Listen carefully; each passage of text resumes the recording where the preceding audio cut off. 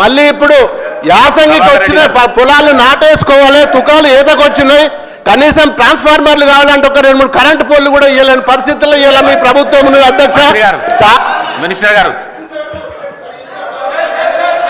అరే ఎటో పోయింది, ఇది 0 అవర్ కాదు కదా అన్న, 0 అవర్ కాదు, ఏదైనా కొంచెం అటు ఇటు మాట్లాడడానికి. అధ్యక్ష, సర్పంచ్ల పెండింగ్ బిల్లులకు సంబంధించి హరీష్ రావు గారు, అదేవిధంగా రాజేశ్వర్ రెడ్డి గారు, వెంకటరమణారెడ్డి గారు, కోవలక్ష్మి గారు, నాయన్ రాజేందర్ రెడ్డి గారు, కొత్త ప్రభాకర్ రెడ్డి గారు మాట్లాడడం జరిగింది సార్.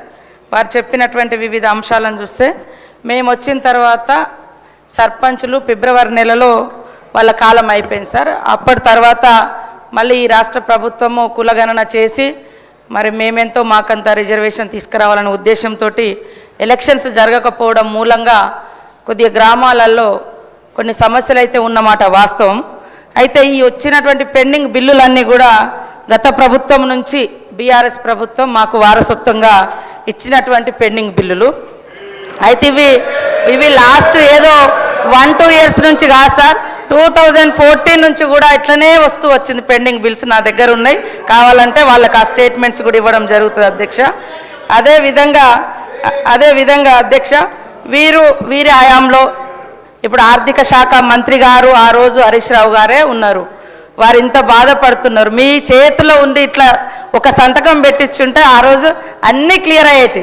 మేము వచ్చినాక సర్పంచ్లో లేరు, సర్పంచ్ల బిల్లులు మా దగ్గర పెండింగ్ లేవు. అయినా కూడా సార్ మా ప్రభుత్వంలో మరి ఇప్పటి వరకు జీపీల కోసం 740 కోట్ల రూపాయలను ఇవ్వడం జరిగింది. ఉపాధి హామీ కింద కూడా గతంలో జరిగినటువంటి పనులలో 450 కోట్లు రిలీజ్ చేసినాం. ఇంకా కొంత పెండింగ్ ఉన్నది వాస్తవం. కాకపోతే వీళ్ళ హయాంలో చేసిన వాళ్ళందరి దాదాపుగా ఎన్ఆర్ఈ చేసి మేము కూడా క్లియర్ చేయడం జరిగింది సార్. అట్లనే ఎలక్షన్స్ జరగకపోవడము ఇతరత్రతోటి ఆ నిధులు కొంత గ్రామ అభివృద్ధి కోసం రిలీజ్ చేయలేకపోయినాం. కేంద్ర ప్రభుత్వం 15వ ఆర్థిక సంఘం నిధులను విడుదల చేయలేదు సార్, అది కూడా కొద్దిగా ఎఫెక్ట్ ఉంది. అదేవిధంగా మన ఊరు మన బడి కింద కూడా మన వాళ్ళు మాట్లాడారు. 1100 కోట్ల రూపాయల పనులను గత ప్రభుత్వం చేస్తే మరి అవి 800 కోట్ల రూపాయలు పెండింగ్ ఉన్నటువంటి మాట కూడా వాస్తవం. ఇప్పుడు మేము అమ్మ ఆదర్శ పాఠశాలలతోటి పనులు చేయించడం జరుగుతూ ఉంది సార్. కాబట్టి ఈరోజు మరి మా కోవలక్ష్మి గారు ఎమ్మెల్యే గారు అన్నట్టుగా మేము చెల్లించమనలేదు, చెల్లిస్తాము. మీరు ఇచ్చిపోయినటువంటి వారసత్వం పెండింగ్ బిల్లులు, అప్పులు, ఆర్థిక వ్యవస్థ బాగలేదు కాబట్టి సర్దుబాటు చేస్తున్నాం, కొద్దిగా టైం అడుగుతున్నాం. కానీ మేము చెల్లించలేదు అని అనలేదు. సాక్షాత్తు ఆర్థిక శాఖ ఆనాటి మంత్రి గారు ఉండి ఈసారి చాలాసార్లు మాట్లాడుతున్నారు ఈ సబ్జెక్ట్. మీరు ఒక్క సంతకం పెట్టి ఉంటే 600 కోట్లు ఆ రోజే రిలీజ్ అయ్యేది. కానీ మరి బీఆర్ఎస్ అంటే బకాయిల రాష్ట్ర సమితి లాగా మాకు ఇచ్చిపోయినారు. అదే వారసత్వంతో మరి మేము చెల్లించలేని పరిస్థితి ఉంది. కానీ తప్పకుండా సర్పంచులు, అందరి సంబంధించినటువంటి సర్పంచులు ఉన్నారు, వాళ్ళ బాధ మాకు తెలుసు. వాళ్ళు ఆత్మహత్యలు చేసుకున్నారు మీ హయాంలో, చాలామంది రకరకాల ఇబ్బందులు పడ్డారు. కాబట్టి సానుభూతితో ఉన్నాం.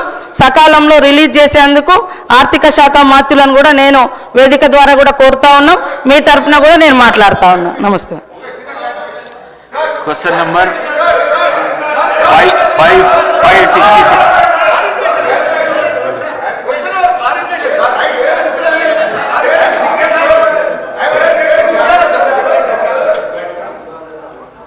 స్పీకర్ గారితో సవినయంగా మనవి చేసేది ఏంటంటే